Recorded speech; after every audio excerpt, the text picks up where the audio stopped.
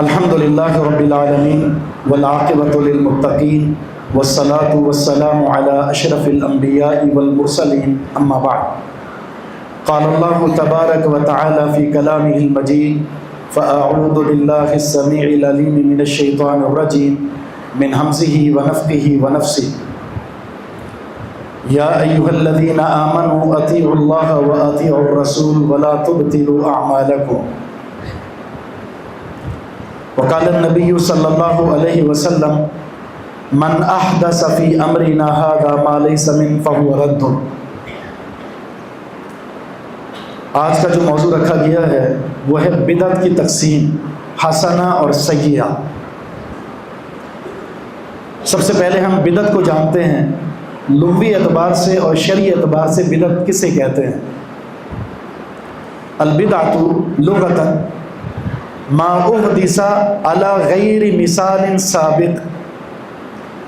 عربی لغت کی کتابوں میں جو بدعت کی تعریف ہے، ہر وہ کام، ہر وہ نئی ایجاد، ہر وہ نیا طریقہ جو اس سے پہلے بغیر کسی مثال کے قائم ہوا ہو، اس کی سابقہ کوئی مثال نہ ملتی ہو، اس کو بدعت کہتے ہیں باعتبار لغت۔ شرعی اصطلاح میں بدعت کا معنی ہے کسی بھی کام کو ثواب سمجھ کر، نیکی سمجھ کر، تقرب الہی کا ذریعہ سمجھ کر سر انجام دینا، جبکہ کتاب و سنت میں اس کی کوئی مثال موجود نہ ہو۔ اس تعریف کے بعد شریعت اسلامیہ میں بدعت کی کیا گنجائش ہے؟ آپ جانتے ہیں جب یہ سورہ مائدہ کی آیت اتری، الیوم اکملت لکم دینکم واتممت علیکم نعمتی ورضیت لکم الاسلام دینا، رسول اللہ صلی اللہ علیہ وسلم میدان عرفہ میں تھے۔ آپ اپنی زندگی کا پہلا حج ادا فرما رہے تھے، اور اس موقع پر یہ خوشخبری دی گئی کہ دین اسلام مکمل ہو گیا۔ اور پیارے پیغمبر علیہ الصلوۃ والسلام نے اسی خطبہ حج میں مختلف مقامات پر بہت سارے خطبے دیے، اور آپ نے صحابہ اکرام رضوان اللہ علیہم اجمعین کو گواہ بنا کر کہا تھا، الا هل بلغت، اے صحابہ اکرام کی جماعت، کیا تم اس بات پر شاہد ہو کہ اللہ رب العزت کا جو دین مکمل ہوا ہے مجھ پر، میں نے وہ پہنچا دیا ہے؟ صحابہ اکرام نے فرمایا تھا نعم۔ اللہ رب العزت کہ اس دین کی تکمیل کی صحابہ اکرام کی طرف سے گواہی آئی، تو رسول اللہ صلی اللہ علیہ وسلم نے آسمان کی طرف اپنی انگلی اٹھا کر کیا کہا تھا؟ اللہم اشہد، اللہم اشہد، اللہم اشہد، اے پروردگار تو گواہ بن جا۔ یہ سارے گواہ ہیں اس بات کے کہ تیرے دین اسلام کی تکمیل ہونے کے بعد میں نے صحابہ اکرام رضوان اللہ علیہم اجمعین کو پہنچا دیا ہے۔ یہ دین اسلام کی تکمیل دو طرح سے ہوئی ہے، ایک باعتبار نزول، اللہ رب العزت نے شریعت اسلامیہ جو رسول اللہ صلی اللہ علیہ وسلم کو عطا فرمانی تھی وہ مکمل کر دی، اور دوسرا باعتبار عمل، اللہ کے رسول صلی اللہ علیہ وسلم نے بھی اس پر عمل کیا اور صحابہ اکرام نے بھی عمل کیا۔ وہ عقیدہ ہو، عقیدت ہو، اخلاق ہو، عبادات ہوں، سیاحت ہو، سیاحت ہو، کچھ بھی ہو، نزول کے اعتبار سے، تبلیغ کے اعتبار سے، عمل کے اعتبار سے، ہر اعتبار سے دین اسلام مکمل ہو گیا۔ جو چیز مکمل ہوتی ہے اس کے اندر جب کسی چیز کا اضافہ ہو تو پھر نقصان کیا ہوتا ہے؟ اگر آپ گلاس پانی کا بھر لیں اور اس کے اندر مزید پانی ڈالیں گے تو جو پانی اندر موجود ہوگا وہ باہر نکلے گا اور نیا پانی اس میں داخل ہوتا رہے گا، یعنی اصل پانی ختم ہو جائے گا۔ اللہ کے رسول صلی اللہ علیہ وسلم کا یہی فرمان سنن دارمی کے اندر حدیث ہے، ما احدث قوم بدعۃ الا نزع اللہ عنہم من السنۃ مثلها ثم لا يعيدها الى يوم القیامہ۔ جو بھی قوم کسی بدعت کا ارتکاب کرتی ہے، کوئی نیا کام کرتی ہے نیکی سمجھ کر، اللہ رب العزت اس بد عملی کی وجہ سے اس کے جگہ پر جو سنت ہوتی ہے اللہ اس کو لے لیتا ہے اور قیامت تک اس سنت کو دوبارہ واپس نہیں بھیجتا۔ اور یہ ہمارے مشاہدے میں ہم دیکھتے ہیں، جو کسی بدعت کا مرتکب ہوتا ہے اس جگہ جو سنت ہوتی ہے وہ سنت اس قوم سے اٹھا لی جاتی ہے۔ وہ بندہ اس سنت سے محروم ہو جاتا ہے۔ اب مثال دیکھیں، بہت ساری مثالیں دی جا سکتی ہیں۔ ایک نئی بدعت جو آہستہ آہستہ بڑھتی چلی جا رہی ہے، نماز کا اختتام ہوتا ہے، سلام پھیرتے ہیں اور اس کے بعد ہاتھ اٹھا کر پیشانی پر رکھ لیا جاتا ہے۔ یہ بدعت ہے، اور اس جگہ پر سنت کون سی ختم ہوگی؟ آپ نے فوراً ہاتھ اٹھا کر پیشانی پر رکھا، جبکہ سنت کیا تھی؟ پیارے پیغمبر علیہ الصلوۃ والسلام کی سنت یہ ہے کہ آپ صلی اللہ علیہ وسلم سلام پھیرنے کے بعد اذکار پڑھتے تھے، اذکار، استغفار کرتے تھے۔ اذکار مسنونہ موجود ہیں، اور امام نسائی رحمہ اللہ نے سنن نسائی کے اندر تو یہ باب باندھا ہے، جس باب میں اس مسئلے کی نشاندہی کی ہے کہ رسول اللہ صلی اللہ علیہ وسلم طاق رات کے حوالے سے آپ صلی اللہ علیہ وسلم نے مجھے فرمایا کہ مجھے دکھائی گئی ہے لیلۃ القدر، کہ وہ رات بارش ہوئی اور میں نے سجدہ کیا پانی اور مٹی میں۔ ایسا ہی ہوا، 21ویں شب تھی اور رات کو بارش ہوئی، آپ نے فجر کی نماز پڑھائی، مسجد پانی کی وجہ سے گیلی ہو چکی تھی، آپ نے جب سجدہ کیا تو وہ سجدہ پانی اور مٹی پر کیا، اور جب رسول اللہ صلی اللہ علیہ وسلم نے سلام پھیرنے کے بعد صحابہ کی طرف رخ کیا تو آپ کی پیشانی پر مٹی اور پانی تھا۔ ایک تو مسئلہ یہ ثابت ہوا کہ لیلۃ القدر کی جو نشانیاں بیان کی جاتی ہیں ان میں سے ایک نشانی ہے کہ رات کو بارش ہو سکتی ہے، اور اگلا دن جو صبح کا دن ہوتا ہے وہ بڑا ہی معتدل اور بڑا ہی جو نہ گرمی اور نہ ہی ٹھنڈک کے ساتھ وہ موسم طلوع ہوتا ہے۔ دوسرا امام نسائی نے جو یہاں مسئلہ ذکر کیا وہ یہ ہے کہ رسول اللہ صلی اللہ علیہ وسلم سلام پھیرنے کے بعد اپنی پیشانی پر ہاتھ نہیں رکھتے تھے، تو سنت چلی گئی اور آپ اس بدعت پر عمل کر رہے ہیں۔ اس طرح کی سینکڑوں مثالیں ہیں۔ تو سنت انسان اس سے محروم کب ہوتا ہے؟ جب اس کی جگہ کسی بدعت کا ارتکاب کرتا ہے، اور بدعت اپنی تمام تر صورتوں کے ساتھ قابل مذمت ہے، اور کتاب و سنت کے متعدد ادلہ آپ سنتے رہتے ہیں، جس میں سر فہرست خطبہ جمعہ کے اندر پیارے پیغمبر علیہ الصلوۃ والسلام کا یہ الفاظ، اما بعد فإن خیر الحدیث کتاب اللہ وخیر الہدی ہدی محمد صلی اللہ علیہ وسلم وشر الامور محدثاتها وکل محدثۃ بدعۃ وکل بدعۃ ضلالہ۔ سب سے بہترین راستہ بات کس کی ہے؟ محمد رسول اللہ صلی اللہ علیہ وسلم۔ اور سب سے بدترین کام کون سے ہیں؟ نئے نئے کام، اور ہر نیا کام بدعت ہے، اور ہر بدعت گمراہی ہے، اور ایک حدیث کے الفاظ، ہر گمراہی جہنم میں لے جائے گی۔ ایک اور حدیث میں رسول اللہ صلی اللہ علیہ وسلم کا فرمان ہے، ایاکم ومحدثات الامور، اے لوگوں اپنے آپ کو نئے نئے امور سے بچانا۔ نیا امر کیا ہوتا ہے؟ ایسا کوئی کام جس کام کے کرنے پر کتاب و سنت پہ کوئی دلیل موجود نہیں ہے، وہ نیا کام ہے۔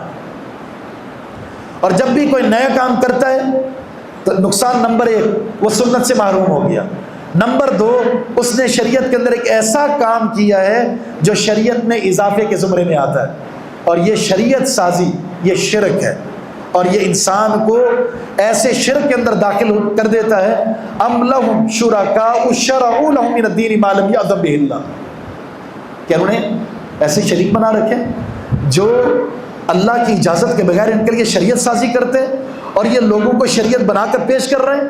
یہ شرک اکبر ہے، اور یہ انسان جب شرک اکبر میں داخل ہوتا ہے تو یہ انسان کو دائمی جہنم کا موجب بنا دیتا ہے۔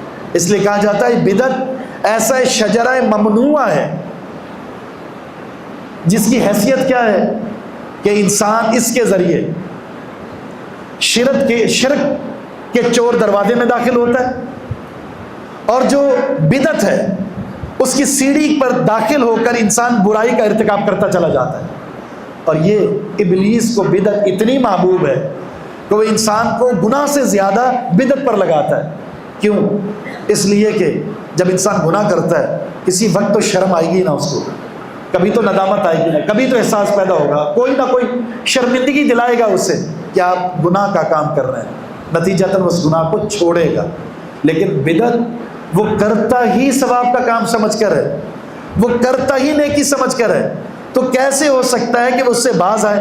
اس لیے بدعتی انسان بدعت کو کرتے کرتے دنیا سے چلا جاتا ہے اور سمجھ رہا ہوتا ہے کہ اس نے ثواب کے بہت زیادہ ذخیرے جمع کر لیے، تو اس لیے ابلیس کو یہ محبوب ہے۔ اور پیارے پیغمبر علیہ الصلوۃ والسلام کا یہ فرمان صحیح بخاری کے اندر بڑی مشہور حدیث ہے، اور اسلام کے 3 اساسی حدیثوں میں سے ایک حدیث ہے۔ اس لیے سلف کا یہ قول ہے اسلام کی عمارت 3 بنیادوں پر قائم ہے، 3 احادیث پر قائم ہے۔ نمبر 1 انما الاعمال بالنیات، تمام اعمال کا دار و مدار نیت پر ہے۔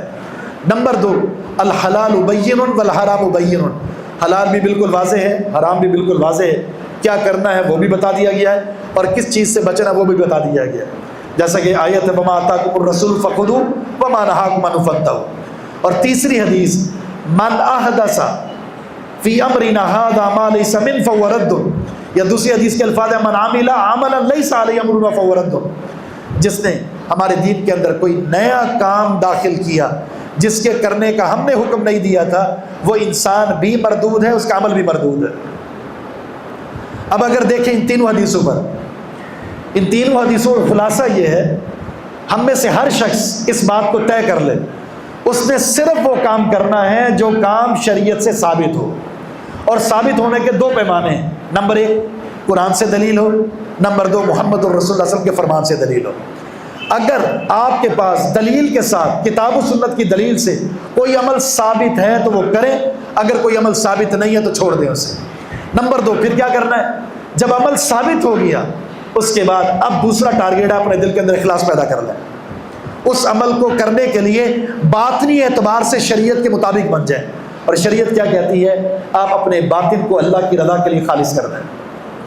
اور تیسرا جو اپنا ظاہر ہے اس عمل کو کرتے وقت آپ نے اس عمل کی مقدار کو دیکھنا ہے، معیار کو دیکھنا ہے، کیفیت کو دیکھنا ہے، جگہ کو دیکھنا ہے، زمانے کو دیکھنا ہے کہ محمد الرسول اللہ صلی اللہ علیہ وسلم کی اس کام کے حوالے سے کیا تعلیمات ہیں، کیفیت کیا بتائی گئی ہے، مقدار کیا بیان کی گئی، زمانہ کیا بیان کیا گیا ہے، اور رسول اللہ صلی اللہ علیہ وسلم نے کوئی جگہ بتائی ہے تو کس جگہ وہ عمل کرنا ہے۔ تو اس اصول کے مطابق ظاہراً جب اتباع ہوگی تو سمجھ لیں آپ کا وہ عمل عین شریعت کے مطابق ہے، جس میں آپ نے عمل کے اس بات کو دیکھا، عمل کے باطن کو دیکھا اور عمل کے ظاہر کو دیکھا۔ ان میں سے کوئی ایک چیز بھی چھوڑ دیں گے آپ بدعت کی طرف چلے جائیں گے۔ عمل ثابت ہی نہیں ہے تو جتنے مرضی مخلص بن جائیں آپ، جتنے مرضی محب رسول بن جائیں، آپ بدعت کے اندر داخل ہو گئے۔ اور اگر وہ عمل ثابت ہے لیکن آپ اس عمل کو کر رہے ہیں اتباع سنت سے ہٹ کر، آپ کی نماز کا طریقہ، آپ کے حج کا طریقہ، آپ کے روزے کا طریقہ، آپ کے افطار کا طریقہ، نماز کے بعد کے اذکار کا طریقہ، نوافل کا طریقہ وہ شریعت کے مطابق ہے ہی نہیں، اتباع سنت کے مطابق ہے ہی نہیں، تو آپ کے مخلص ہونے اور اس عمل کے ثابت ہونے کے لیے اتنی بات کافی نہیں ہے کہ آپ اس عمل کو جیسے مرضی کرتے چلے جائیں۔ ایک تالا ہے نا، تالا، اس کی ایک ماسٹر چابی ہوتی ہے، جب آپ اس ماسٹر چابی کی کوئی دوسری چابی بنانا چاہیں گے تو اگر وہ چابی سونے کی بنا دے، چاندی کی بنا دے، خوبصورت بنا دے، وہ تالا نہیں کھولے گی جب تک وہ کاپی ماسٹر چابی کے 100% موافق نہ ہو، تالا نہیں کھلے گا۔ جنت کا تالا محمد الرسول اللہ صلی اللہ علیہ وسلم نے کھولنا ہے، تو ہم نے اگر اس ماسٹر چابی کی مکمل موافقت نہ کی، ایک حصہ بھی اگر اس کے خلاف ہے نا تو آپ سمجھ لیں عمل قبول نہیں ہے، چاہے وہ عمل کرنے والے صحابی رسول کیوں نہ۔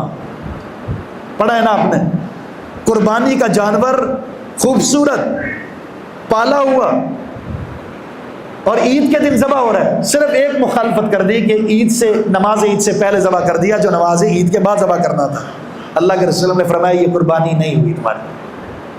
صحیح بخاری کے اندر مشہور حدیث، مسجد نبوی میں 3 افراد، ایک صحابی نے، ایک دیہاتی نے 3 دفعہ نماز پڑھی ہے، 3 دفعہ۔ اللہ کے رسول نے تینوں دفعہ فرمایا ارجع فصلی فإنک لم تصلی، جاؤ جا کر نماز پڑھو، تم نے نماز پڑھی ہی نہیں ہے۔ کیا تھی، کیا مخالفت تھی؟ صرف ایک، وہ بھی قصداً و ارادتاً نہیں، غیر ارادی طور پر نہیں معلوم تھا، اور وہ یہ تھا کہ رکوع اور سجدے کے اندر کمر سیدھی نہیں تھی، اعتدال اور اطمینان نہیں تھا، نماز ریجیکٹ ہو گئی۔ اس لیے اللہ کے رسول کا فرمان ہے لا تجزئ صلاۃ الرجل حتی یقیم صلبہ فی الرکوع والسجود، اس آدمی کی نماز ہی صحیح نہیں ہے جس آدمی کی کمر رکوع اور سجدے میں سیدھی نہ ہو۔ جھٹکے دے کر نماز پڑھ کے آپ چلے جاتے ہیں. آپ نے 1 منٹ میں 4 رکعت پڑھ لی, آپ سمجھتے ہیں میں عصر کی نماز پڑھ کے آیا ہوں. تل کا صلاۃ المنافق, یہ نماز کا چور ہے, یہ بدعتی انسان ہے, یہ منافق انسان ہے. کتنی حدیثیں جس میں کہا گیا نمازی کے بارے میں, یہ کوے کی طرح نماز پڑھ رہا ہے, گھوڑے کے ساتھ تشبیہ دی گئی, گدھے کے ساتھ تشبیہ دی گئی, کتے کے ساتھ تشبیہ دی گئی, چور کے ساتھ تشبیہ دی گئی, منافق کے ساتھ تشبیہ دی گئی. کون ہے یہ سنت کی مخالفت کرنے والا. کیا تشبیہات. آپ نماز تو پڑھ رہے ہیں, گنتی تو پوری ہو رہی ہے, لیکن 10 میں سے رزلٹ کتنا مل رہا ہے؟ کسی کو 10 ملتا ہے, کسی کو 5, کسی کو 1, کسی کی نماز لپیٹ کر اس کے چہرے پر مار دی جاتی ہے. کیوں؟ اس لیے کہ اس انسان کے اندر اتباع سنت کامل موجود نہیں ہے. عمل کا ثابت ہونا اور اخلاص کافی نہیں ہے. جب تک اللہ کے رسول صلی اللہ علیہ وسلم نے جو کیفیت عمل کی بیان کی ہے وہ کیفیت نہ ہو, مقدار, معیار, زمانہ اور وقت اور جگہ, ان تمام چیزوں میں آپ صلی اللہ علیہ وسلم کے ساتھ 100% یکسانیت موجود نہ ہو. اس لیے تو کہا گیا ہے یا ایھا الذین آمنوا اطیعوا اللہ واطیعوا الرسول ولا تبطلوا اعمالکم. اے ایمان والو, اللہ رب العزت کی اطاعت کرو, اس کے رسول کی اطاعت کرو, اپنے اعمال کو برباد نہ کرو. تو احباط عمل کیسے؟ ابطال عمل کی صورتوں میں سے ایک صورت اتباع رسول کو چھوڑ دینا, بدعت کی طرف چلے جانا. تو بدعت کی جو مذمت ہے کتاب و سنت میں بہت زیادہ ہے. سورہ غاشیہ ہر جمعے میں تلاوت ہوتی ہے, جس میں عاملۃ ناصبہ تصلیٰ نارا حامیہ. کون ہے یہ لوگ؟ عمل کر کر کے تھک چکے ہوں گے, پیشانیاں جھک چکی, کمر جھک چکی, پیشانیوں پر نشانات پڑ چکے ہیں, لیکن جہنم میں جائیں گے. کون ہے یہ لوگ؟ عمل کا شوق تو بہت تھا, لیکن وہ عمل بدعت کی صورت میں تھا, اتباع کی صورت میں نہیں تھا. قُلْ هَلْ نُنَبِّئُكُم بِالْأَخْسَرِينَ أَعْمَالًا الَّذِينَ ضَلَّ سَعْيُهُمْ فِي الْحَيَاةِ الدُّنْيَا وَهُمْ يَحْسَبُونَ أَنَّهُمْ يُحْسِنُونَ صُنْعًا. میں تمہیں بتاؤں کون لوگ ہیں جو عمل میں خسارے میں, جو عمل کر رہے ہیں, محنت کر رہے ہیں, جدوجہد کر رہے ہیں, لیکن ان کی ساری محنت ضائع. وہ سمجھ رہے ہیں ہم بہت اچھا کام کر رہے ہیں, لیکن اچھا نہیں, وہ برا کر رہے ہیں. کیا برائی ہے؟ برائی بہت ساری ہو سکتی, ان میں سے ایک رسول اللہ صلی اللہ علیہ وسلم کی اتباع کا نہ ہونا, بدعات اور خرافات کا ہونا ہے. وَقَدِمْنَا إِلَىٰ مَا عَمِلُوا مِنْ عَمَلٍ فَجَعَلْنَاهُ هَبَاءً مَنْثُورًا. کچھ لوگ قیامت کے دن آئیں گے عمل لے کر, ہم ان کے اعمال کی طرف قصد کریں گے, ریزہ ریزہ کر کے اڑا دیں گے, کوئی جان نہیں ہوگی. وزن کس میں ہے؟ وزن محمد الرسول اللہ صلی اللہ علیہ وسلم میں. اللہ کے رسول کو تولا گیا تھا, فرشتے آئے تھے, آپ کا وزن کیا تھا, اور کائنات کی ہر چیز سے زیادہ محمد الرسول اللہ صلی اللہ علیہ وسلم وزنی ہے. تو وزن آپ کی ذات میں, اور آپ کی ذات کا وزن کس چیز میں؟ جو وحی اللہ نے دی تھی. اللہ فرماتا ہے اس قرآن کے بارے میں قولا ثقیلا انا سنلقی علیک قولا ثقیلا. ہم جو آپ کو دے رہے ہیں نا قول, یہ قول ثقیل ہے. صحابہ اکرام فرماتے ہیں اللہ کے رسول صلی اللہ علیہ وسلم پر جب وحی آتی تھی تو کیفیت اتنی بھاری ہو جاتی. ایک صحابی نے اس منظر کو ذکر کیا کہ رسول اللہ صلی اللہ علیہ وسلم کی ران میری ران کے اوپر تھی, اسی اسنا وحی آنا شروع ہوئی, قریب تھا کہ میری ہڈی ٹوٹ جاتی, اتنا وزن. اور یہی وجہ سیدہ عائشہ فرماتی ہیں سردی کے موسم میں محمد الرسول اللہ صلی اللہ علیہ وسلم پر جب وحی آتی تھی آپ کی پیشانی پسینے سے شرابور ہو جایا کرتی تھی. یہ بوجھ آپ نے اٹھایا ہے. تو یہ بوجھ آپ کی اتباع میں, اگر کسی بندے نے رسول اللہ صلی اللہ علیہ وسلم کی اتباع کی تو اس کے عمل کے اندر وزن آئے گا. اگر رسول اللہ صلی اللہ علیہ وسلم کی اتباع نہیں ہے تو آپ کے وزن, آپ کے عمل کے اندر کوئی وزن نہیں. اور کل قیامت کے دن میزان ایسے عمل کا وزن کرے گا ہی نہیں جس کے عمل کے اندر محمد الرسول اللہ صلی اللہ علیہ وسلم کی اتباع شامل نہ ہو. اگر چاہتے ہیں عمل وزنی کیا جائے تو اس کے لیے بدعت کو چھوڑنا ہوگا اور سنت کی اتباع کرنی ہوگی. اب یہ جو تقسیم ہے بدعت حسنہ اور سیئہ, یہ جو میں نے ادلہ پیش کی ہے اس کی وجہ یہ بیان کرنے کی ہے, جب شریعت نے بدعت کی اتنی مذمت کی ہے تو بتائیے کہ بدعت کبھی اچھی ہو سکتی ہے؟ یہ تقسیم کرنے والے خود بدعت کے مرتکب ہیں. بدعت سیئہ اور بدعت حسنہ کی تقسیم کرنے والے خود اس بدعت کے موجد ہیں, تو وہ تقسیم کر کے اپنی بدعات کو ترویج بھی دیتے ہیں اور اس کو تقویت پہنچانے کی کوشش کرتے ہیں. امام شاطبی رحمہ اللہ نے کتاب الاعتصام کے اندر جو بدعت کی تقسیم کرتے ہیں حسنہ اور سیئہ, ان کے بارے میں فرمایا کہ جو بدعتی ٹولہ ہے سنت کو چھوڑ کر جو بدعات کا ارتکاب کرتا ہے اور ان کے اعمال میں بدعات ہی شامل ہیں, تو عمومی طور پر 3 قسم کے ادلہ پیش کرتے ہیں اپنی اس بدعت کو تقویت دینے کے لیے. ایک تو یہ تقسیم بدعت حسنہ والی، دوسرا استحسان، اور تیسرا مصالح مرسلہ. بدعت حسنہ کی دلیل دیتے ہیں سیدنا عمر رضی اللہ تعالیٰ عنہ کی وہ حدیث جس میں انہوں نے دیکھا کہ صحابہ کرام ان کے ساتھی مسجد میں نماز تراویح ادا کر رہے ہیں، قیام اللیل کر رہے ہیں، کوئی وہاں نماز پڑھ رہا ہے، کوئی وہاں پڑھ رہا ہے، کوئی وہاں پڑھ رہا ہے، اور کچھ ایسے ہیں جو ایک امام کے پیچھے 2-4 کھڑے ہوئے ہیں. ایک ہی مسجد میں یہ ساری صورتیں نظر آئی. تو انہوں نے ابی بن کعب کو کہا میں یہ چاہتا ہوں کہ آپ میرے تمام ساتھیوں کی امامت کروائیں اور نماز پڑھائیں تاکہ اجتماعیت کے ساتھ ایک امام کے پیچھے سارے نماز ادا کریں. سیدنا عمر رضی اللہ تعالیٰ نے اس عمل کو جاری کیا. موطا امام مالک کے اندر یہ حدیث موجود ہے کہ تمیم داری اور ابی بن کعب رضی اللہ تعالیٰ عنہ کو کہا کہ آپ نے نماز تراویح ادا کرانی ہے 11 رکعت، اور یہ دونوں کی ذمہ داریاں لگا دی، اور یہ دونوں لوگوں کو نماز با جماعت، نماز تراویح، قیام اللیل، صلاۃ التہجد 11 رکعت ادا کیا کرتے تھے، پڑھایا کرتے تھے. تو سیدنا عمر نے جب اسے دیکھا، دیکھنے بعد کیا فرمایا؟ نعمت البدعۃ ہذہ، یہ بدعت بہت اچھی ہے، یعنی یہ طریقہ بہت اچھا ہے. کہتے دیکھیں سیدنا عمر رضی اللہ تعالیٰ نے ایک نیا کام کیا جس کام کا کوئی ثبوت نہیں تھا، اور وہ نیا کام کرنے کے بعد فرمایا یہ بدعت نعمہ ہے. اس لیے ہم کہتے ہیں کہ کچھ بدعات اچھی ہوتی ہیں، کچھ بری ہوتی ہیں. اگر ان بدعات کے ارتکاب میں، ان بدعات کے سر انجام دینے میں آپ کی نیت اچھی ہے، ایک مجتہد کی نیت اچھی ہے، لوگوں کو نیکی طرف لانا چاہتا ہے، برائی سے بچانا چاہتا ہے، تو بدعت حسنہ ہے. اس کا ثبوت یہ ہے. امام ابن تیمیہ شیخ الاسلام رحمہ اللہ، امام ابن کثیر، امام شافعی رحمہ اللہ، امام شاطبی رحمہ اللہ، امام عبد الرحمن مبارک پوری رحمہ اللہ، تمام ائمہ نے اس حدیث کو کوٹ کرنے کے بعد، نقل کرنے کے بعد یہاں بتایا ہے کہ بدعت، امام یہاں پر جس بدعت سے اہل بدعت استدلال کر رہے ہیں یہ بدعت لغوی معنی میں مراد ہے، اس لیے کہ کتاب و سنت کے ادلہ وہ بدعت کی مذمت پر ہیں. ایسا ہو نہیں سکتا کہ صحابہ کرام رضوان اللہ علیہم اجمعین بدعت کا ارتکاب کریں جس کی مذمت کتاب و سنت میں وہ خود روایت کر رہے ہیں. تو یہ لغوی معنی میں، اور لغت کس کو کہتے ہیں؟ لغت میں بدعت کہتے ہیں نئے کام کو. شرعی بدعت اس لیے نہیں ہو سکتی کہ سیدنا عمر رضی اللہ تعالیٰ عنہ کا یہ عمل خلاف سنت نہیں ہے، یہ عمل خود رسول اللہ صلی اللہ علیہ وسلم کا ہے. رمضان المبارک میں رسول اللہ صلی اللہ علیہ وسلم نے 3 دن صحابہ اکرام رضوان اللہ علیہم اجمعین کو نماز تراویح پڑھائی ہے، جماعت کے ساتھ پڑھائی ہے. 23ویں شب، 25ویں شب، 27ویں شب، یہ آپ کا فعلی عمل ہے. اور 27ویں شب کو رسول اللہ صلی اللہ علیہ وسلم نے جب صحابہ اکرام کے شوق کو دیکھا، جذبے کو دیکھا، ولولے کو دیکھا، تو آپ صلی اللہ علیہ وسلم نے کیا فرمایا تھا؟ جب صحابہ نے فرمایا مزید قیام کروائیں، تو آپ صلی اللہ علیہ وسلم نے فرمایا انہ من قام مع الامام حتی ینصرف کتب لہ قیام لیلہ. یاد رکھے جو امام کے ساتھ قیام کرتا ہے اور امام کے ساتھ قیام سے فارغ ہوتا ہے وتر پڑھ کر، مکمل قیام کر کے، تو پھر اللہ رب العزت اس شخص کو پوری رات کا اجر عطا فرما دیتا ہے، گویا کہ اس نے پوری رات قیام کیا ہے. تو یہ عمل خود رسول اللہ صلی اللہ علیہ وسلم سے ثابت ہے. تو جبکہ ہم نے آپ کے سامنے شروع میں بدعت کی تعریف کیا کی تھی؟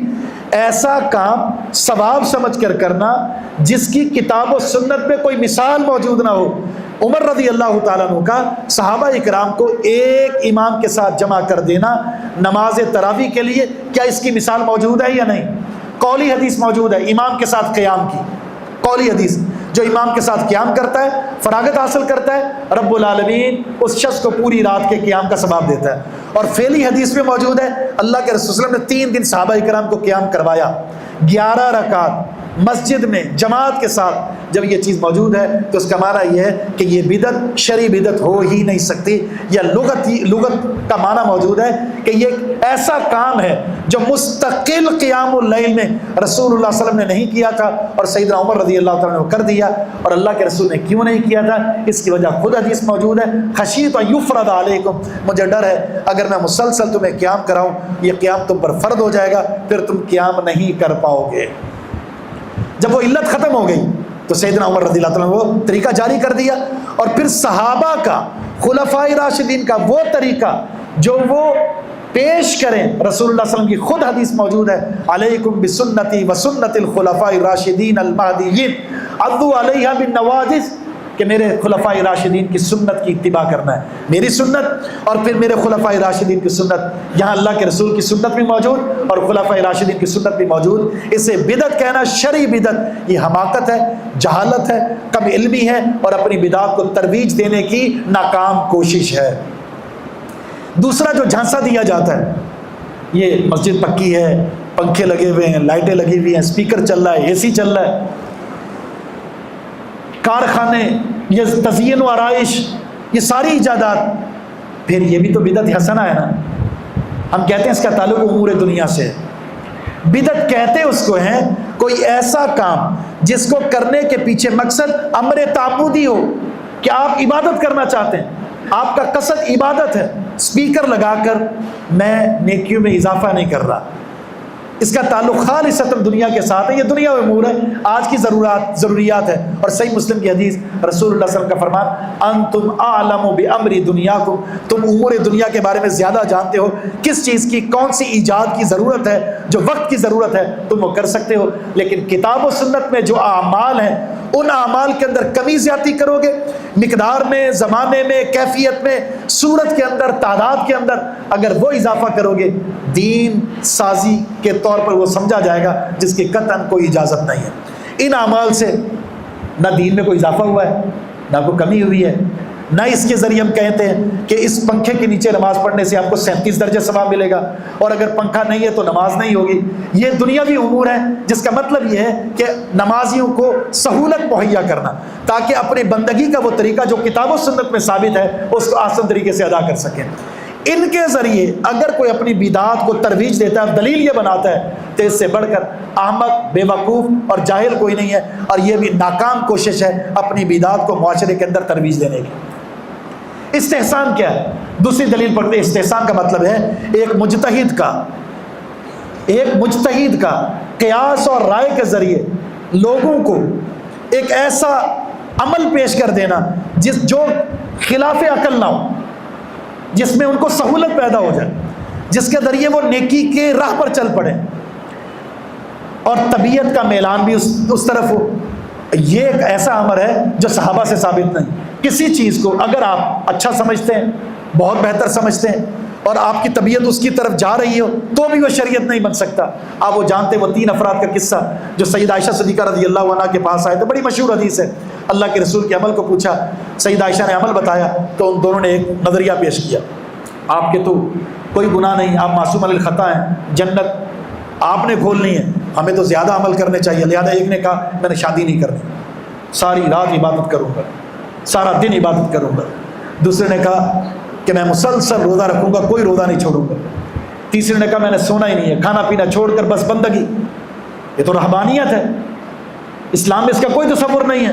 رسول اللہ صلی اللہ علیہ وسلم کو پتہ چلا اور آپ نے بلایا، فرمایا کہ میں اللہ سے سب سے زیادہ ڈرنے والا ہوں اور اللہ کو سب سے زیادہ جاننے والا ہوں، سب سے زیادہ بڑا متقی میں ہوں۔ فمن رغب عن سنتی فلیس منی، جس نے میری سنت کو ترک کر دیا اس کا مجھ سے کوئی تعلق نہیں۔ استحسان کہاں گیا آپ کا؟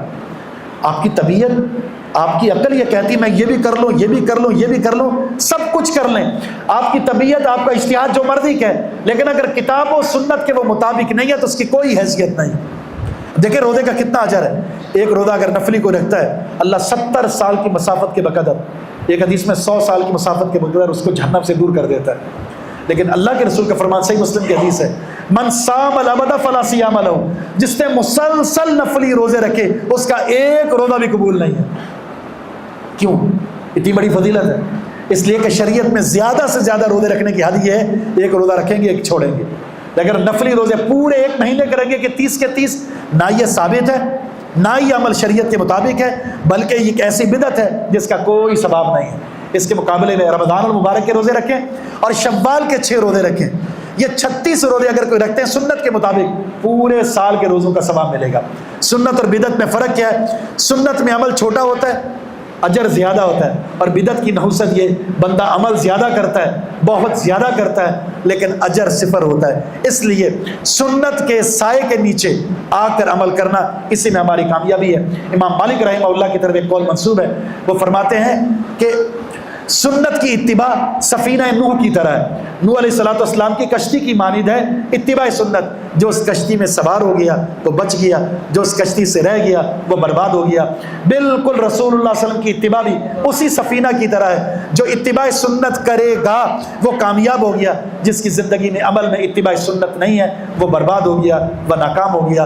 تو یہ خرافات، معاشرے کے اندر جو جہالتیں ہیں، یہ خود ساختہ اصولوں کی بنیاد پر ہوتی ہیں۔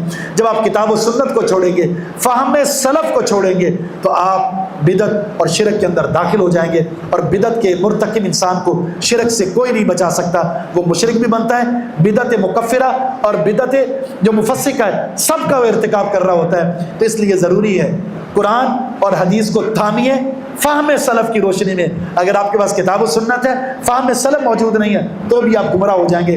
بہت سارے لوگ قرآن و حدیث کے ادلہ دے رہے ہوتے ہیں، اور اللہ فرماتا ہے اسی قرآن کے ذریعے اللہ بہت سارے لوگوں کو ہدایت بھی دیتا ہے اور بہت سارے لوگوں کو گمراہ بھی کرتا ہے۔ فَإِنْ آمَنُوا بِمِثْلِ مَا آمَنْتُمْ بِهِ فَقَدِ اهْتَدَوْا۔ ایمان اور عمل صحابہ کرام رضوان اللہ علیہم اجمعین کے معیار کے مطابق، مقدار اور ان کی کیفیت صورت کے مطابق ہونا چاہیے۔ اگر اس کی مماثلت ہے تو کامیابی ہے، بصورت دیگر عمل برباد ہو جائے گا۔